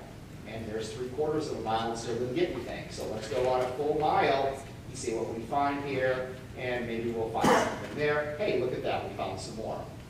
You can also take this shape, and if you grab it in the center, and sometimes it's kind of hard to grab in the center with the little mouse, it's a little thing, there you go. You can move it around and you can say, you know what, let's check over here if we want to. Or, you know what, I'm not a circle, I'm a square, I'm going to draw a square. Can I draw multiple shapes? Sure. Can I make that into a rectangle? Absolutely. So you can draw as many shapes as you want on the map. If you want to draw 43 shapes on the map, it's up to you. In addition to drawing your ever popular squares and rectangles, you can draw polygons, which are multi-sided shapes, which means you can follow roads and rivers very nicely, kind of set points in the sand, if you will, kind of do this, kind of do this, kind of do this, close it up, and there you've got some unique shape. Now, that's all fine and dandy. You can draw many of those, you draw 15 of those, 13 circles, 12 squares, whatever you want to do. Here's where Matrix really gets kind of cool. I got this area, but I really want to exclude this area over here. Well, I can just draw another shape over here, and then I can say, hey, I want to exclude that shape, and now those properties disappear. So if I want to come over here and say, you know what, maybe I want to exclude this property up here, I can exclude this shape.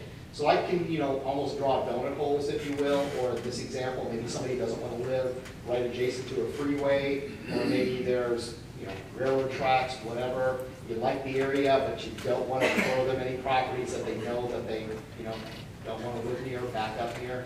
You can do that. So Matrix allows you to draw as many shapes as you want, as many combinations of shapes as you want, and then also the ability to exclude those shapes on the map very easily. Maybe you want to include that again? Hey, just say include.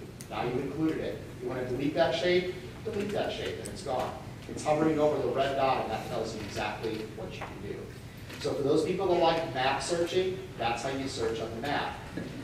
For people that even want to make it easier, you know, criteria searches, not bad, map search is pretty cool, but you know what, can I just type something in here and can I get the information that I want? You know, I really like Google. Google's got a smart plan. It's a text box and a button. How easy is that? So in Matrix provides something up here called the speed bar, which is kind of a Google-like search. And this thing works really good on a tablet and a smartphone, because here's why. If I want to search for active properties, I come up here and I type in A space, and I type in FM 13. There's 126 properties active in Fort Myers area 13, just that fast. Let's say I'm looking for price ranges. Maybe I want to go and I want to put a price in of, let's say, $500-600. Hit enter. Now there's 11 properties. Maybe I want to see properties that are with 4 or more bedrooms. Now I'm down to 9. Maybe I want to see properties with 4 or more bathrooms. Now I'm down to 1. So by going and typing what you want in this Google-like search, Matrix will respond to you with that information. Now, where does that come in really handy? Let me tell you, on a tablet. Think about it. Remember, Matrix looks the same on a tablet as it does on a desktop. So you open up Matrix on your tablet, you tap in that little bar, and what happens when you tap in a text box on a tablet? Your keyboard comes up at the bottom, and you start typing that in. What happens if you're on your mobile phone? You're on your cell phone, you have the Matrix, the little version up. Why can't I type in FM13? This would be done on my cell phone. Hey, guess what? Can do that also. Click on my property, boom, there it is. That's the mobile side of it. So the mobile version has a speed bar on the top of it, just like the desktop, the laptop, and the tablet version. Now the speed bar doesn't do everything. I'll be real transparent with you. It's good for limited searches like this. You can't get down into the weeds. You can't look for waterfront. You can't look for canal walls. You can't look for master on the main. It doesn't do that. It's limited to just kind of the basic functionality. And if you're thinking about, well, where is that functionality? Click on the question mark, and there's the cheat bar that tells you all the stuff that it will do. If you don't see it here, it doesn't do it. So, you know, before you even ask or try it, just go, let me see. Nope, I can't do that canal with search here. Oh well. But I can do my statuses, my status dates, I can do my property types, I can do my city, I can do my street name, I can do my price, my bedrooms, my bathrooms, my square foot, all the common things that you do. Speedbar works really good, but if you need to get deeper into a search, you obviously have to do a criteria search or a map search. Now, with the speedbar search, you know, just keep in mind that it doesn't do everything. And the big question I always get is, well, how does it know that that's a bedroom and a bathroom? Well, if you think about it, have you ever had a client come up to you and say, Jay, I'd like to find a 4-bathroom, 4-bedroom home? No, they always say 4-bedroom, 4-bathroom, don't they? Bathrooms are usually prior to bathrooms. So it recognizes the first number as the bedroom, the second number as the bathroom. So that's the only thing you have to make sure you put in the proper order. Anything else can be thrown around. I could put 4+, 4+, the price, the whole sequence is irrelevant, except when it comes to bedrooms and bathrooms. So you don't have to know a format, you just have to know what it takes here. So we've got this now in place, we've got the map search in place, we've got the criteria search in place, and when you email those properties to them, what do they get? Oh, by the way, they end up in the client portal. This is what the client sees now. So we're going to switch hats. We're going to go from the realtor. We're now going to go to the client because we want to see what the client now sees when you send him or her information. When I email a search to my client, maybe I've set up an auto search. What do they get? They get an email that looks just like this, that says, hey, welcome to the portal. Now, however you got there, whatever search you use is fine. But they're going to get an email that says, welcome to the portal. Everything I send you is now going to be sent to you in this portal. So all communication from this point forward gets funneled into this portal. It's kind of like the black hole of information, which is good because it's a one-stop shop for the client. They don't have to be, you know, searching through emails and emails and emails to find things. You know what? If they're smart, they take the portal and they save it as an icon, as a link on their desktop that they can click on anytime they want to open it up. This portal they can view in any web browser they want. They can see the listings that I'm pushing to them. They can rate them, favorites, possibilities, rejects. They can provide information about them, adding notes to them. They can see the pictures. They can see the aerial photography. They can see the Google Maps if they're available. And this is all done when they click this link down here, which then opens up their portal, which is unique to them. Hey, it's a message from me to Tom, my client.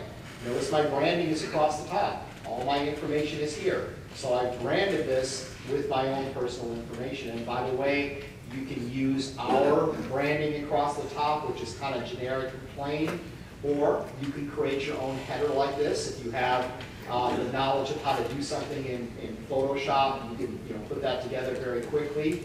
If you're not real smart on that, maybe there's somebody in your office that understands that. If that doesn't work, contact a middle schooler or an elementary kid. My son only works for you for $10. I'll give you a start. But sometimes that's not as easy as you think. But they get it. So what happens is that they get this customized portal from you with this link, and down here in the right-hand side, there's a little box that says auto searches. So if you set them an auto search, this is where it's going to appear.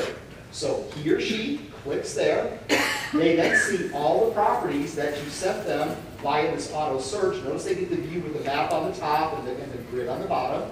which of course they can change around if they need to. All the properties they see on the map, they can hover, they can click, they can see. The only difference is this is a customer-oriented view. Okay? So remember, we're sending them things in a customer or a client view. We want to never make sure we give away anything we don't want to give away. So again, they come here, they click there, they can click on each individual icon, they can select the property down here, they can view the pictures just like you can, they can see the property on a map. Notice they don't have any tax information. Notice that when they view the map, the only layer they have is the points of interest. They don't have those clickable parcel layers. They don't have the MLS areas. They don't have the heat maps, the trending maps. They can't click around and see over the property, but they can go and put the schools on there and the dining and so on and so forth. And again, if there happened to be a Google Street View, they would see it. There's not Google Street Views for every property. It's just, that's not our control. We don't drive that little car with a camera on top and take pictures, but somebody else does. So as they're looking at this, if they go, you know what, I kind of like this one, I want to rate it. So I'm going to rate it as a favorite, and I'm going to click on the little heart. That puts it into their favorite. If they want to add some notes to it, they click on the little sticky note, and they say, you know what, hey, kind of nice. Click Add Note, and there's the note. Quick and easy. Go to the next property, wash, rinse, and repeat. Once they have done that with everything you're sending to them, all those notes appear right here, so they didn't have to search for the notes. There's the one I just put there today that said nice. I've already communicated with this person. They told me they needed a 3-car garage. I came back and said, sorry, I made a mistake. Hey, I didn't use the Concierge Mode to vet it out. So it got them there. So all the notes that they put in are available here. All their buckets of categories are here. So this is where they get placed. This is where the notes live. Anything that I send them outside of an auto search, if I send them a recommended property, maybe I see something they might like, they click here, they can view those properties. If I send them driving directions, they get a link to the portal, which has the driving directions. If I send them statistics, they get a link to statistics. If I send them a CMA, it falls inside of their portal. So if you kind of think about it, everything that you send to them goes into this portal. So you're not saying, hey Tom, can you pull up that CMA I sent you back on the 20th, and they're going back to their Gmail trying to find that email you sent them on the 20th. What they have is this one portal which houses all of the communication that you have with them. For them, it's a win-win because it's their own little personal storage facility with everything in it. To top it off, clients these days are going to all these different third-party sites, and you may have heard of some of them, Trulia, Zillow, Trillo, we like to call it on our street. And what are they doing on those sites? They're being able to go and do their own searches. They're going in there and they're searching, and by the time they get to you, they're already, they think they're a product knowledge expert already. Well, in your portal, notice what we did, the ability to do their own search. So now you're kind of getting on par with those other guys, and you want to keep them on your side. Hey, look, I'm sending you this portal. I'm going to feed you listing information. I'm going to let you put notes and categorize properties, and everything else I'm sending is going to be there. But you know what? If you want to do your own search, hey, you know what? Have at it. Do your own search. I want to look for all properties with 5 or more bedrooms that are single family. Search. Guess what? There they are. So they've done a search against the MLS database, not what Trulia and Zillow are finding. Because, I'm sure none of you have ever had anybody call you up and say, hey, Jay, I just found a property on, the Zillow MLS system, and it's at 220 Charleston Court, Naples. So you go and look it up, and you go, that property was sold 4 months ago. No, it's not. Zillow said it's there. No, it's not. You tell me Zillow's, yeah, whatever. Don't give me down that road with those guys. Don't even give me down this guys. I looked at my own house where I live in Tennessee on Zillow and Trulia. They have the wrong elementary school and they have the wrong middle school for each one of us. I'm like, really? So I'm relying on this information. But anyhow, long and short of it is then when they can do their own searches, they can look at these properties, they can categorize them as favorites, possibilities, rejects, and add notes. So you're giving them that capability. You're also giving them the capability to go ahead and do map searches. So if they want to play around and say, you know what? This is the area that I would like to look in. They can do that, and then they can add in their search criteria directly from here, and they have the same functionality that they get on the third-party sites. Plus, They can save their searches that they create on your portal. They can give them a name, and each and every time that they come back to their portal, if they've created a search, they click on the search and they can watch areas that they've drawn out on their portal. So you kind of give them a one-stop shop here. But the key to the fact is now, now you've given them all this. Okay, now let's go back to the agent again. I kind of want to see what they're doing. I'm not giving them this tool and they just go run wild with it. So away from the client, back to the agent again. As the agent now, on my home page of Matrix, I have a little widget that said he was just in this portal at 11:01 this morning. And he put some favorites and rejects in there and added a note. Gee, what's he been doing? Let me see. Let me click on his name. Oh, okay, here's Tom's information. Portal activity. He added a note. He added a favorite. He visited his portal. He removed a favorite. So I can track everything that he's doing in his portal. Whenever he touches it, I get to see it. Guess what? He created a search on his portal. Let me see what he was doing. Oh, it was called Tom's Search. Where was he looking? He was doing a map search. He was looking for 5+ bedroom homes, single family. What kind of results did he get? Let me see. Oh, by the way, where is he looking? He's looking right there. He told me he wanted it over here. What's he doing over there?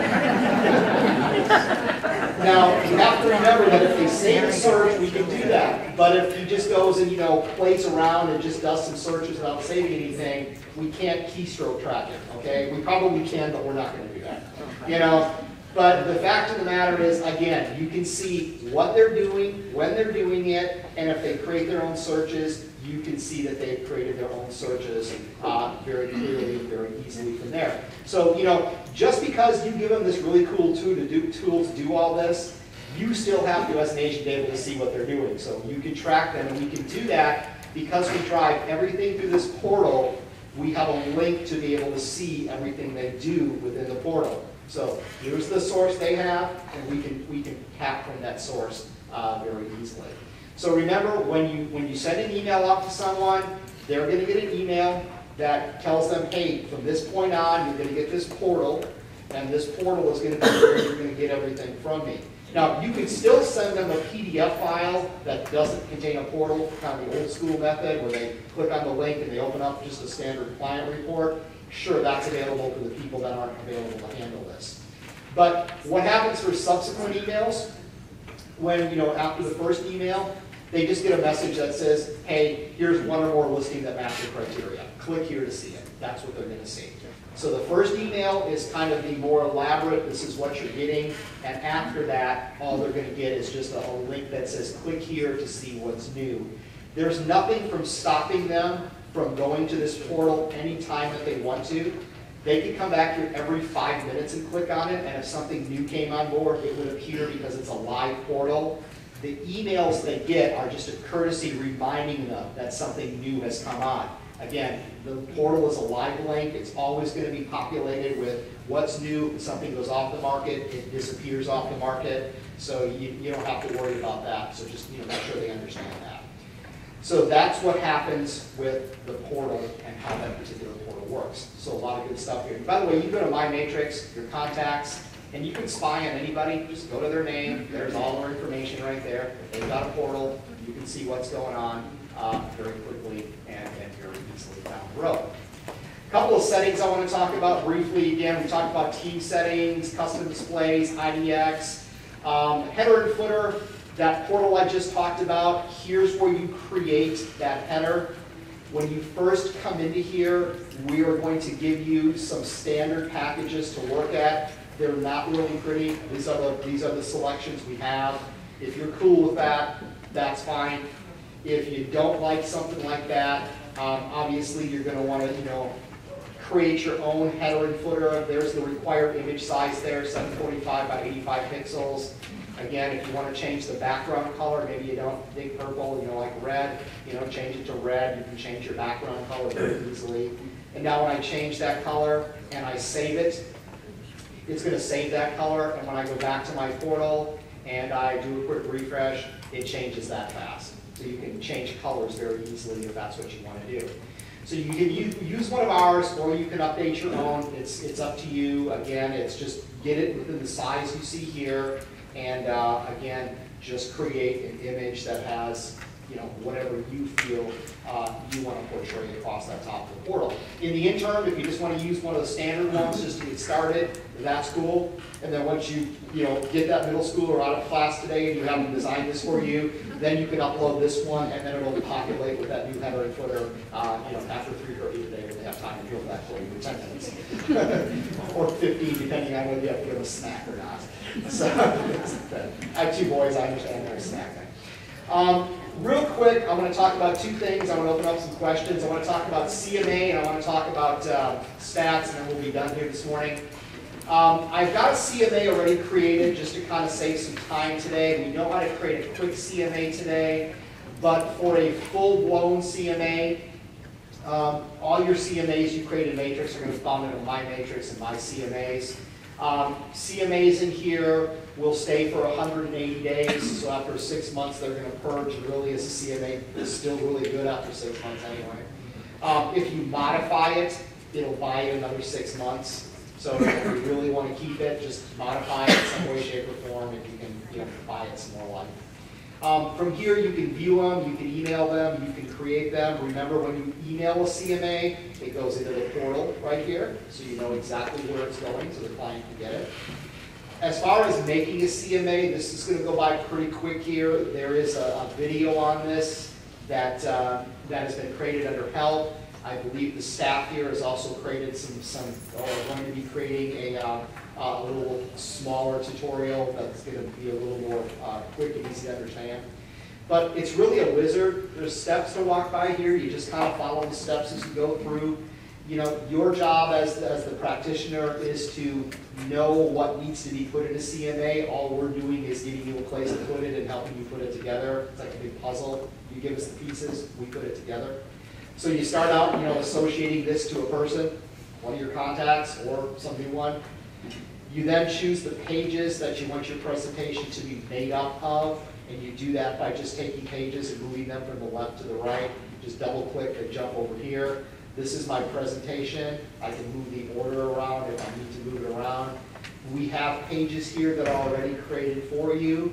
We have some pages that will be filled in after you give us the information. And we also allow you to upload your own custom pages. If you have anything in a PDF file, you can upload it and include it within your presentation. So maybe you've got a resume, upload it to your presentation. Maybe you have some statistics, upload it to your presentation. Maybe you've got some, maybe you work in an office and you've got a nice little marketing flyer about your office. Just convert it to a PDF file and you can upload it and create it within your presentation format. That makes it a little more personal, if you will. The next thing is your subject property, and let's just assume that in this case I'm working with a person that's going to sell their home. I'm doing a CMA for them to try to get a price point down.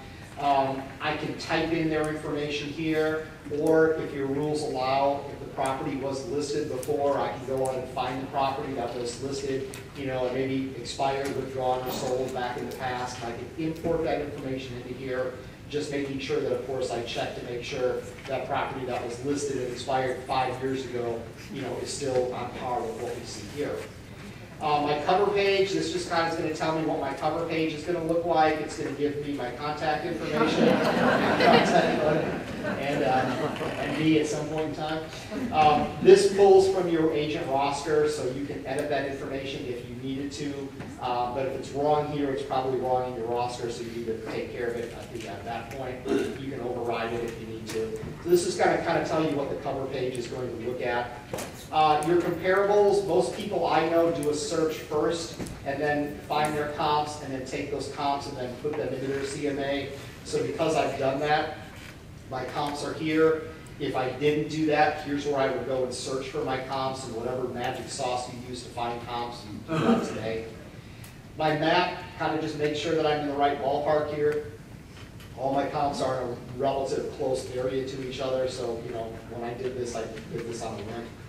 As far as adjustments go, I am not the adjustment fairy. I do not know how adjustments are supposed to be made. I do not know what things are worth. I'm not an appraiser. I'm not an experienced agent that knows what things are valued in certain areas. So however you make adjustments, it's up to you. in Matrix, when you are comparing your properties, you have your comp across the top, your subject property and your comps. If you need to make an adjustment, if you make an adjustment, it will then transfer down to the comps. So you can see I put that $7,000 adjustment. This one had 3 bedrooms or baths, like my subject property, no adjustment, no adjustment. I couldn't find a bunch of 3 bedrooms, so this was a four bath. It, reduced the amount. This one had 2, so I added it. The long and short of it is that when you make an adjustment, it makes a global adjustment across all your properties at one time. But note that you can come in here and you can alter that if you need to.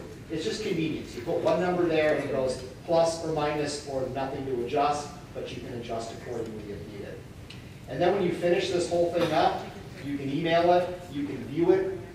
And this is one of the times in Matrix that you actually have to have a little bit of patience. It gives you time to go back and grab your coffee and drink it, or maybe check your email real quick, because the CMA has to generate in a PDF file, and depending on the number of pages you put in there, it can take more or less. So you can see it's starting to load right now, and boom, there it is. So what happens on your CMA? Well, you get a couple of pages here. And this is my cover page, of course, with my buddy Sean on there. And as I go through this, any reports that I picked in, let me open this up a little bit more so you can see it. Maybe you need to put a report in there that explains to the seller or the buyer what a market analysis is. These are one of our reports. We've created this for you. Use it or lose it, we don't care. We have a report that talks about the benefits of using a professional realtor. Maybe you need to include that, maybe you don't. It's up to you. The standard 3-up reports, the comparisons, subject, comp, comp, subject, comp, comp, subject, comp, comp. Those are the standard 3 buys, comparing things side by side. There's the map to throw in there if you need to kind of show them where the comps are located in relationship to their property. Their property is the red, there are the comps. Here's some charts and graphs, again, based on the information you give us as the practitioner, we create these. So I had 2 properties that were sold. These are the solds, these are the actives. We also, provide reports like the importance of pricing. How many times have you had a seller that wants to price here, and all your analysis is it should be here? Well, you want to do that, here's the percentage of buyers going down. Maybe this is a wake-up call type of report. The pitfalls of overpricing, maybe you need to reinforce that even more. And maybe you need to reinforce that even more by setting the price. So, you can use these as you need to. Any reports that have adjustments will appear here. So there's adjustments that appear down at the bottom, the price, the adjustments, and the new price. So again, the 3-ups with the adjustments down on the bottom.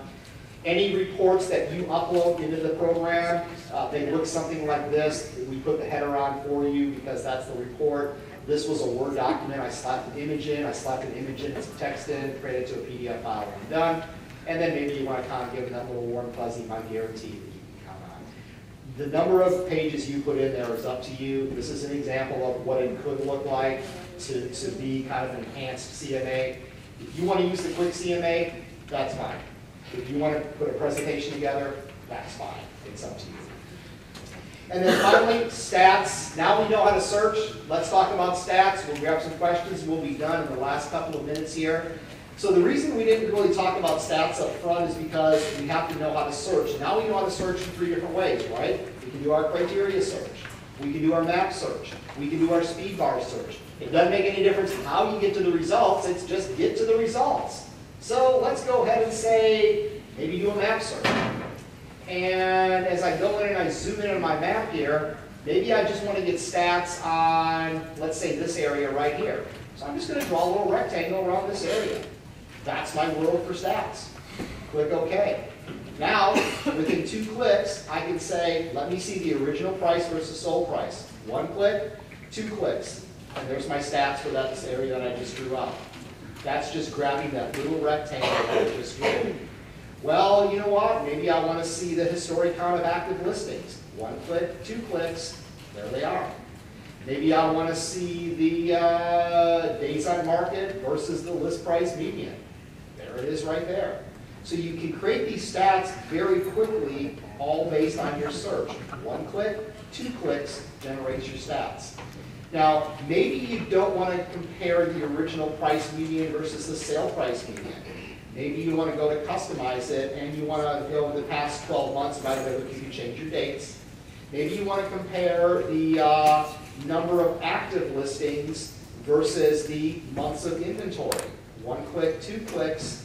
Here's your new statistical chart being drawn to show you the active listings per month and the months of inventory for that month. So now we've got a different type of a chart to look at. Maybe you want to put this as a line instead of the bar chart. There's the line coming up here in just a second, and now it will draw a line for you instead of having the bar chart. So there's different ways that you can change the charts. Now, if you're a person that has a real problem with blue and green, maybe you want to change the colors, go to style options. If you want to change that to earth tones. 1 click, 2 clicks, now we have an earth tone chart. Go figure. Maybe you don't like these bars, you want to change that into a cylinder. 1 click, 2 clicks, now we've got a cylinder. Maybe you want to display the numbers on top of the charts. 1 click, 2 clicks. Now we have the numbers on top of the charts, and we can see those numbers coming up on top of the charts. You know what? Anybody can do this. I mean, all I'm doing is just clicking and clicking. It's not difficult. You want to really impress that middle schooler who's doing your header for you? Go to the 3D charts, click generate, and you can say, look at what I did. So, I saw that was pretty cool. But that was really interesting.